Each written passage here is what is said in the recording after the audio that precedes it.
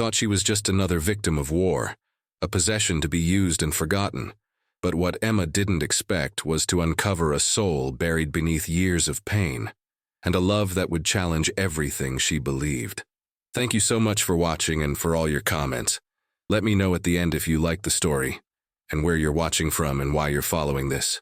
The Arizona Territory stretched endlessly under the merciless sun of 1873, a vast expanse of red rock and desert sage that seemed to swallow every hope that dared cross its barren plains. Emma Hartford pressed her pale hand against the splintered wood of the wagon, her green eyes scanning the horizon with growing dread. Just 3 days ago, she had been traveling with her father's merchant caravan, heading west toward California with dreams of a new life. Now, those dreams lay shattered like the broken wheels of the ambushed wagons behind her.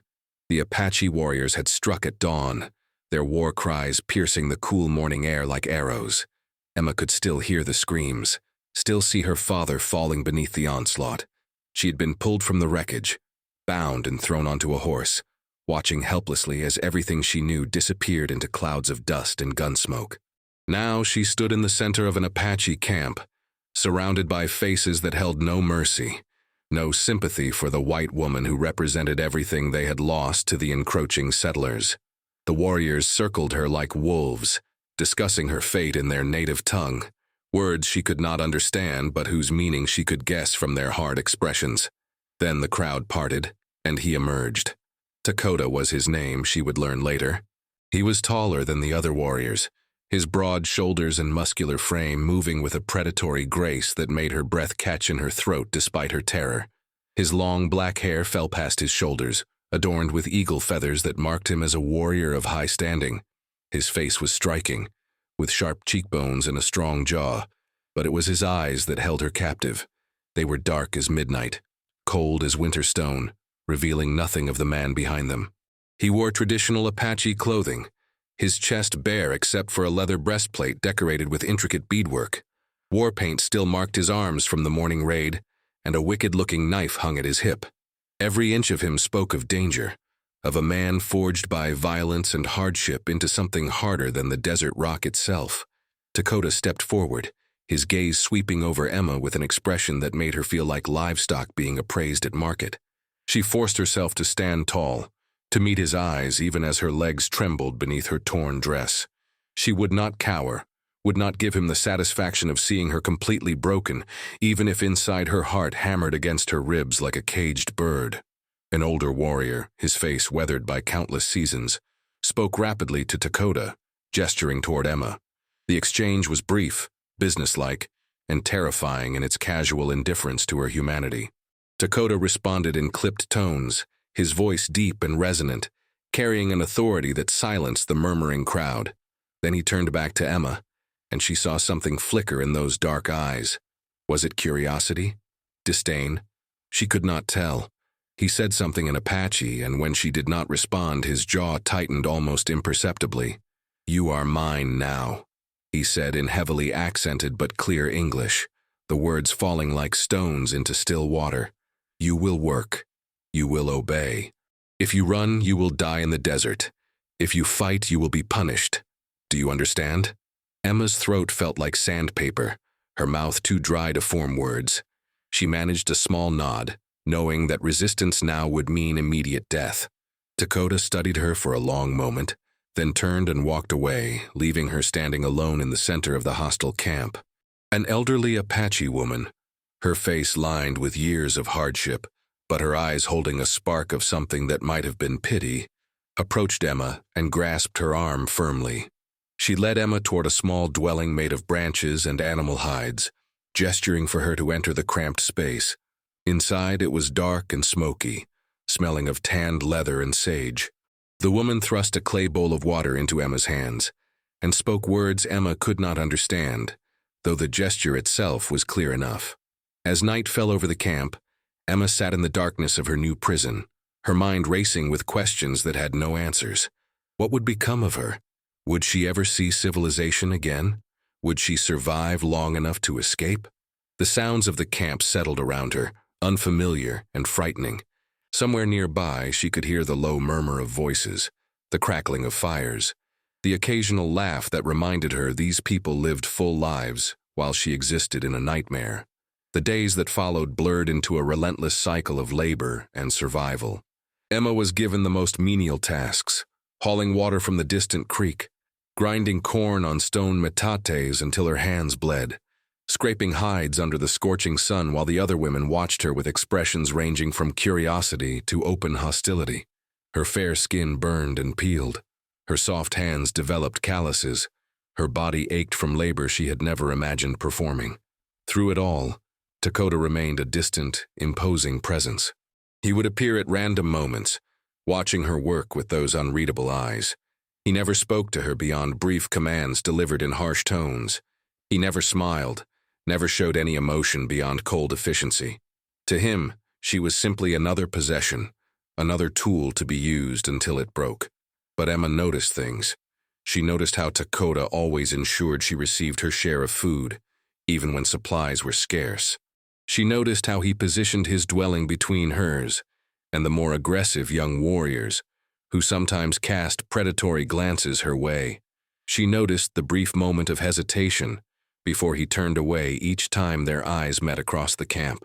One evening, as the sun painted the desert sky in shades of orange and purple, Emma carried water back from the creek. The heavy vessel slipped from her blistered hands, crashing to the ground and spilling its precious contents into the thirsty earth. She fell to her knees, overwhelmed suddenly by the weight of her captivity, by the loss of everything she had known. Tears she had held back for weeks finally broke free, streaming down her sun-darkened cheeks. She did not hear Dakota approach. His shadow fell over her and she looked up to find him standing there, silhouetted against the dying light. For the first time, his expression was not entirely closed. Something flickered in his eyes, something that might have been understanding, or perhaps memory of his own pain. "Get up," he said quietly, his voice lacking its usual harsh edge. When she did not move immediately, frozen by surprise at this subtle shift, he reached down and grasped her arm, pulling her to her feet with surprising gentleness. His hand was warm against her skin, calloused from years of battle, yet his grip was careful, almost protective. Their eyes met, and for a breathless moment something passed between them, an acknowledgement perhaps of shared humanity beneath the circumstances that had made them captor and captive. Dakota released her arm quickly as if burned by the contact, his jaw tightening once more. "You are stronger than you believe," he said, the words seeming to cost him something. "You will survive this. You must." Then he turned and walked away, leaving Emma standing in the fading light, confused by the unexpected glimpse of something other than coldness in the warrior who owned her. That night, as Emma lay on the hard ground, she found herself thinking not about escape or rescue, but about the man with the midnight eyes and the walls built so high around his heart. She wondered what had made him so cold, what pain had forged him into living steel. And she wondered, with a thought that both frightened and intrigued her, what it would take to find the humanity she had glimpsed buried beneath his warrior exterior. The desert wind whispered through the camp, carrying with it the promise of more hardship to come, but also the faint possibility of something Emma had not dared to hope for since her capture. Not freedom, perhaps, but understanding. Not love, surely, but something that might, in time, grow into connection between two souls trapped by circumstances neither had chosen. The weeks transformed into months, and Emma found herself adapting to a life she never could have imagined. The Apache camp moved with the seasons, following game and water sources across the unforgiving terrain of the Arizona Territory. Emma learned to pack the camp quickly, to read the signs of approaching storms in the clouds, to understand the rhythms of this nomadic existence. The other women began to accept her presence, though warily, teaching her their ways through gesture and repetition when words failed. Nakai, the elderly woman who had first shown her kindness, became something of a reluctant guardian. She would correct Emma's mistakes with sharp clicks of her tongue, but also shield her from the worst of the other women's resentment. Through Nakai's patient teaching, Emma began to understand fragments of the Apache language, enough to follow simple conversations and obey instructions without needing translation. But it was Dakota who occupied her thoughts during the long, exhausting days. She found herself watching him when she thought he would not notice, studying the way he moved through the camp with quiet authority, the way other warriors sought his counsel, the way children scattered laughing from his path only to creep back when his attention was elsewhere. He was respected, even feared, but Emma sensed something deeper beneath the surface, a loneliness that mirrored her own. He continued to maintain his distance, speaking to her only when necessary, his words always brief and commanded, yet his actions told a different story. When a young warrior named Bidzil began harassing Emma, making crude gestures and blocking her path to the creek, it was Dakota who intervened. Emma had not understood the words exchanged between the two men, but she understood the fury in Dakota's eyes, the way Bidzil had backed away with hands raised in submission, and the fact that the warrior never bothered her again. One afternoon, as Emma struggled to set up her small shelter against an approaching storm, Dakota appeared at her side without warning.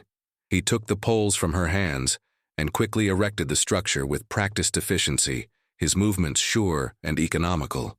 Emma watched, mesmerized by the play of muscles beneath his bronze skin, by the focused intensity he brought to even this simple task. When he finished, he turned to find her staring. Their eyes locked, and Emma felt heat rise to her cheeks that had nothing to do with the desert sun. For a moment, neither moved, the air between them charged with unspoken tension. Then Dakota spoke, his voice lower than usual, almost hesitant. "You learn quickly," he said, and there was something in his tone that might have been approval. "This is good. Winter comes, and the weak do not survive." "Why do you care if I survive?" Emma asked, the question escaping before she could stop it. She had wondered this for so long, had tried to understand why he protected her, even as he maintained such rigid emotional distance. Dakota's expression darkened, and she thought he might turn away without answering, as he usually did when she ventured beyond simple acknowledgement. But instead, he studied her face with an intensity that made her breath catch. When he finally spoke, his words were measured, each one seeming to carry weight he was reluctant to release. "My wife and daughter were killed by white soldiers 3 winters ago," he said flatly, though Emma could hear the pain beneath the controlled tone. "They came to our peaceful camp and showed no mercy. My daughter was only 5 summers old.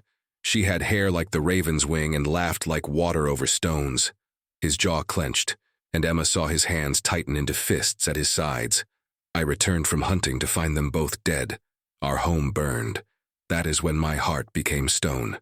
Emma felt tears spring to her eyes, not just for the horror of his loss, but for the raw agony she could see breaking through his carefully maintained walls. "I am so sorry," she whispered, knowing the words were inadequate but needing to offer something. "I cannot imagine such pain." "No," Dakota agreed, his eyes boring into hers. "You cannot. Just as I could not imagine losing everything I knew, being taken from my home, made a slave by those who killed my family. But now you live this. Now you understand what my people have suffered." He paused, and when he continued, his voice had softened almost imperceptibly. "You remind me that not all white people are soldiers, that perhaps hatred serves only to make more pain. This is why I protect you, because you did not choose this war any more than my wife and daughter chose to die in it." Before Emma could respond, before she could process the significance of this confession, Dakota turned and walked away, leaving her standing alone as the first drops of rain began to fall. But something had shifted between them. Some barrier had cracked, and Emma felt it as surely as she felt the storm breaking overhead. The rains came hard that night, turning the desert into temporary rivers and forcing everyone to take shelter. Emma lay awake in her dwelling, listening to water drumming against the hide covering, her mind replaying Dakota's words over and over. She understood now the source of his coldness, the walls he had built around his heart. He had loved deeply and lost everything, and the pain had nearly destroyed him. Keeping himself distant from her was not cruelty but self-preservation, a desperate attempt to avoid feeling anything that might lead to more suffering. As autumn deepened toward winter, Emma found opportunities to be near Dakota more frequently. She would volunteer for tasks that brought her into his vicinity, would linger when he spoke to others, hoping to catch fragments of conversation that might reveal more about the man behind the warrior's mask. And slowly, Almost imperceptibly, he began to acknowledge her presence in ways that went beyond duty or obligation. He began teaching her things, practical skills that would help her survive, but also knowledge about his people, their beliefs, their connection to the land. He showed her which plants could be eaten, which could heal wounds, which would kill if consumed. He taught her to read the tracks of animals, to predict weather by observing the behavior of birds and insects. His teaching style was gruff and impatient, but Emma treasured every moment, every word, storing them away like precious gems. One evening, as they sat by the fire after a successful hunt had brought fresh meat to the camp, Dakota began to speak of his childhood, of learning to ride before he could walk, of his father teaching him the warrior's path. His voice held a wistfulness Emma had never heard before, and she realized he was sharing pieces of himself he had kept locked away since his tragedy. "Your father sounds like he was a great man," Emma said softly when he paused. "He would be proud of the warrior you have become." Dakota looked at her sharply, as if surprised she would say such a thing. Then something in his expression softened, just fractionally, but enough that Emma could see it. "And your father? You have not spoken of him since you came here." Emma swallowed hard against the sudden tightness in her throat. "He was a merchant, a good man who believed in giving people fair value for their goods. He wanted to build a new life in California, to start fresh after my mother died 2 years ago. He was everything to me, and I watched him die trying to protect me from—" She stopped, unable to continue, unable to voice the horrible memory. "From my people," Dakota finished quietly. There was no defensiveness in his tone, only a weary acknowledgement of reality. "This is the cycle of violence, Emma Hartford. Your people take our lands. We fight back. Innocents on both sides die, and the hatred grows deeper. I do not know how it ends." It was the first time he had used her given name, and the sound of it on his lips sent an unexpected warmth through her chest. She looked at him across the flickering firelight, and saw not a ruthless warrior, but a man carrying unbearable grief, trying to find meaning in a world that had taken everything from him. "Perhaps it ends when people like us choose to see each other's humanity," Emma said carefully, holding his gaze, "when we refuse to let the past poison every possibility of connection."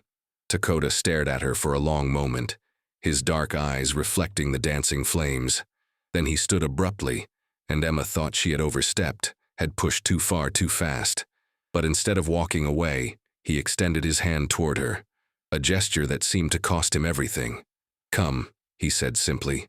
"I will show you the stars as my people see them, the stories written in the sky." Emma placed her hand in his, feeling the calloused strength of his palm, the warmth of his fingers as they closed carefully around hers. He led her away from the camp to a small rise where the view of the heavens opened vast and brilliant above them. And there, beneath the infinite stars, Dakota began to speak of constellations and legends, of heroes and journeys, his voice losing some of its hardness as he shared the stories of his people. Emma listened, not just to his words but to the subtle changes in his tone, the way his breathing deepened when he spoke of sacred things, the careful way he released her hand only after they had stood together in companionable silence for long minutes. She understood that something profound was happening between them, something that defied the circumstances of their meeting, something that grew in the spaces between captor and captive, between Apache warrior and white woman, between two damaged souls finding unexpected solace in each other's presence. When they returned to camp, Nakai was waiting with a knowing look in her ancient eyes. She said something to Dakota in Apache, and he responded with unusual gentleness in his voice. The old woman nodded and shuffled away, but not before catching Emma's hand and squeezing it briefly, as if in approval or perhaps warning. That night, Emma lay awake, her heart full of emotions she could not name and dared not acknowledge. She was falling in love with her captor, with the man who had bought her like property, but who was revealing himself to be so much more than the cold warrior he pretended to be. The realization terrified and exhilarated her in equal measure. Winter descended upon the Arizona territory with unexpected ferocity, bringing cold winds that howled through the canyons and froze the morning water in its vessels. The Apache camp settled into its winter location, a sheltered valley with access to a spring that never froze, and enough game to sustain them through the harsh months. Emma had survived her first seasons with the tribe, and the woman who now moved through the camp with confident purpose bore little resemblance to the terrified captive who had arrived months before. Her transformation had not gone unnoticed. The women of the tribe now included her in their work without hostility, some even offering rare smiles when she accomplished tasks with skill. The children no longer fled from her pale skin, but sometimes approached with curiosity, touching her blonde hair with wondering fingers before darting away with giggles. But it was Dakota's regard that mattered most to Emma, and she could feel it changing with each passing day, the walls around his heart crumbling despite his efforts to maintain them. The shift became undeniable one frozen morning when Emma slipped on ice while carrying water, falling hard and twisting her ankle. Before she could even cry out, Dakota was there, having apparently watched her from across the camp. He lifted her in his arms without a word, carrying her to his own dwelling rather than hers, his face set in grim lines that could not quite hide the concern in his eyes. He set her down gently on the pile of furs that served as his bed, and knelt beside her, his large hands examining her injured ankle with surprising gentleness. Emma bit her lip against the pain, but more than that, against the overwhelming awareness of his touch, of his closeness, of the way his breath warmed her skin as he concentrated on his task. "It is not broken," he said finally, his voice rough, "but you must rest it for several days. You will stay here where I can ensure you do not try to work before it heals." He looked up at her then, and Emma saw naked emotion in his eyes before he could mask it. Fear for her, anger at himself for caring, and something deeper, something that made her heart race. "Dakota," she whispered, reaching out to touch his face before she could stop herself. Her fingers traced the strong line of his jaw, and she felt him freeze beneath her touch, every muscle in his body going rigid. "You do not have to be alone in your grief anymore. You do not have to keep your heart locked away forever." His hand came up to capture hers, pulling it away from his face, but he did not release it. Instead, he held it between both of his, staring down at their joined hands as if they held answers to questions he had been afraid to ask. When he finally spoke, his voice was barely audible, laden with pain and longing he could no longer contain. "I swore I would never feel again after they died," he said, each word seeming to tear from somewhere deep inside him. "I swore I would be stone, cold and hard, untouchable. But you—" He looked up at her, and Emma saw tears glistening in those dark eyes she had thought incapable of crying. "You have broken through stone with nothing but your strength, your kindness, your refusal to let this life destroy you. Every day I tell myself to stay away, to remember you are white, to remember what your people took from me. But every day I fail, because every day I see not a white woman but Emma, the woman who makes me want to feel again, even though feeling means risking the pain of loss once more." Emma felt tears streaming down her own cheeks as she gripped his hands tighter. "I love you," she said, the truth of it filling her completely, erasing any doubt or fear. "I know I should not. I know the circumstances are impossible, but I love you, Dakota. I love your strength and your pain, your coldness and the warmth you hide beneath it. I love the man you were and the man you are trying to become again." For a moment, Dakota looked as if her words had struck him physically. Then, with a sound that was half groan, half surrender, he pulled her into his arms, holding her against his chest so tightly she could barely breathe. His heart hammered beneath her ear, and she felt his whole body trembling with the force of emotions he had denied for so long. "I love you," he said into her hair, his voice breaking. "Great Spirit, help me. I love you, Emma Hartford. You have brought light back into my darkness, have made me want to live instead of merely survive. I do not know how this can be, how we can overcome all that stands between us, but I know I cannot let you go. I will not let you go." They stayed locked together for long minutes, both crying, both releasing months of pent-up emotion and longing. When they finally pulled apart enough to look at each other, Dakota cupped Emma's face in his hands with infinite tenderness and kissed her. It was a kiss that spoke of desperation and hope, of sorrow and joy, of two people finding each other against all odds and refusing to let circumstances dictate their hearts. The days that followed transformed everything. Dakota no longer hid his feelings, though he maintained proper propriety in public out of respect for tribal customs. He announced to the tribe that Emma was under his protection as more than a captive, that she had earned her place among them through her own merit, and that any who wished to dispute this would face him personally. No one disputed it. Nakai smiled her knowing smile, and began teaching Emma the specific skills she would need as the wife of a warrior, for everyone understood where this path led. But their happiness was shadowed by a growing threat. Scouts brought word that the United States Army was pushing deeper into Apache territory, establishing new forts, driving the tribes from their traditional lands. Attacks on Apache camps had increased, and retaliation raids brought more soldiers. The cycle of violence Dakota had spoken of was accelerating, and both he and Emma knew they could not remain untouched by it forever. The crisis came on a morning when the winter sun broke cold and bright over the valley. Dakota had ridden out before dawn with a small group of warriors to scout reported soldier movements in the area. Emma was grinding corn with the other women when she heard the distant sound of gunfire echoing through the canyons. Her blood turned to ice and she dropped her grinding stone, earning sharp looks from the women around her. The hours that followed were torture. Emma paced the camp, unable to work, unable to eat, her mind conjuring every horrible possibility. When the warriors finally appeared on the ridge as the sun reached its zenith, she counted them frantically. 4 had left. Only 3 returned, and 1 was draped over his horse, clearly wounded. But Dakota was among them, blood staining his side but alive, his face set in grim lines as he helped lower the injured warrior to the ground. Emma ran to him without thinking, propriety forgotten in her relief and fear. He caught her with his good arm, holding her briefly before gently setting her aside to help with his wounded companion. The warrior, a young man named Neol, whom Emma had come to know as gentle despite his fierce appearance, had taken a bullet through the shoulder. Emma found herself working alongside Nakai and the other women, using the healing knowledge Dakota had taught her to help clean and bind the wound, while Neol gritted his teeth against the pain. When it was done, and Neol rested as comfortably as possible, Emma finally turned her attention to Dakota's wound. It was a graze along his ribs, painful but not deep. As she cleaned it, her hands trembling, he caught her wrist gently and waited until she looked up at him. "I am well, my heart," he said softly, using the endearment he had adopted for her in their private moments. "But we cannot stay here much longer. The soldiers are coming in greater numbers, and they will not stop until they have driven us onto the reservations or killed us all.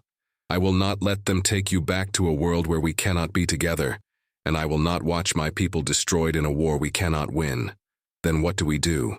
Emma asked, fear clutching at her chest. She had found love in the most unlikely place, had built a life she never imagined wanting, and now it was all threatened by forces beyond their control. Dakota glanced around to ensure they were not overheard, then spoke quietly, but with determination. "There is a place far to the north where some Apache bands have found refuge in the mountains. The land is hard, but there is peace there, away from the soldiers and the settlers. We could go there, make a new life where the past does not chase us." He paused, his eyes searching hers intently. "But it means leaving my tribe, leaving everything I have known. I am willing to make this sacrifice for us, for the future we could have together. But I need to know, Emma, is this what you want? A life with me, forever cut off from your own people, living in a world so different from the one you knew?"